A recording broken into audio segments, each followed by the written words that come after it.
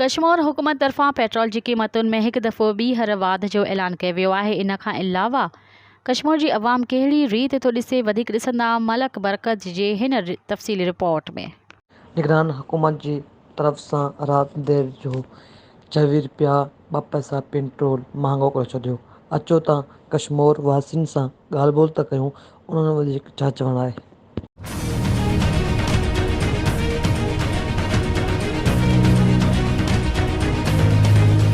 निगरान हुकूमत जेको आयो आहे, टियों चक्कर पेट्रोल वधाए थो। हाणे 100 रुपए विझूं था, 100 रुपए जो विझरायूं था, ॿारनि खे स्कूल खां घर नथा पुॼी सघूं। पेट्रोल रस्ते में मोटरसाइकिल खे ऊंधो कयूं था। असां इहो मुतालबो कयूं था कि निगरान हुकूमत जेको बि आहे, आकड़ आहे काकड़ आहे, असांजो जान छॾ, हितूं वञ बाबा।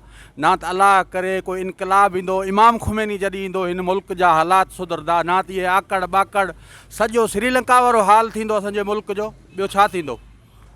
आख़िर श्रीलंका वारो हालात असांजे मुल्क सां थींदो ई थींदो। हे 300-400 असांजो हाणे घर वञण तक तेल नाहे, काॾे वञूं?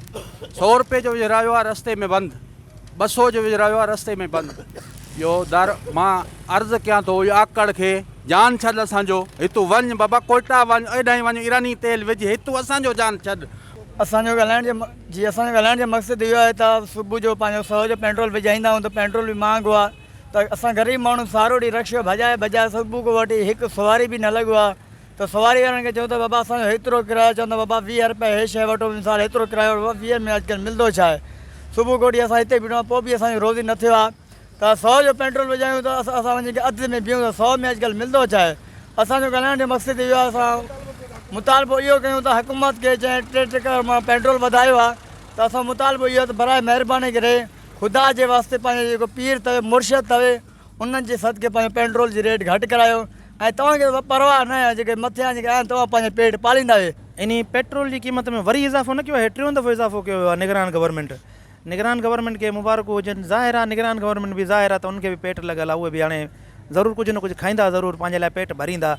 वरी इन्हनि खे अलाए गवर्नमेंट मिले अलाए न मिले, हीअ ग़रीब आया, हिननि खे पंहिंजी रोज़ी करणु ॾियो। हीअ पेट्रोल न हिननि वधायो, अलाए घणो कुझु वधाईंदा। हीअ पेट्रोल जी 3 सेंचुरी क्रॉस न, बल्कि 5 सेंचुरियुनि ते पहुचंदा। निगरान गवर्नमेंट जेको इलेक्शन ताईं टाइम ॾिनल आहे हिननि खे IMF जे तरफ़ां, हीअ 500 रुपए ते पेट्रोल हिननि खे पहुचाइणो आहे। अञा अलहमदुलिल्लाह 2 महीना हिननि जा रहनि था।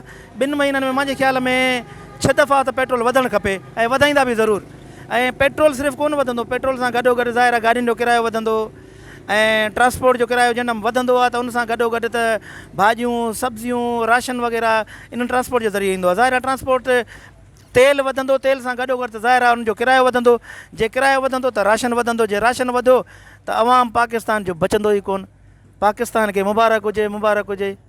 मुतालबो पाकिस्तान खां सिर्फ़ु पाकिस्तान जी निगरान गवर्नमेंट खां इहो ई मुतालबो आहे त इलेक्शन जे बजाए त असांजो मज़ीद ख़बरनि ऐं तफ़सीलात लाइ विज़िट कयो असांजी वेबसाइट www.awamiNewsHD.com ऐं ॾिसंदा रहो अवामी न्यूज़ HD।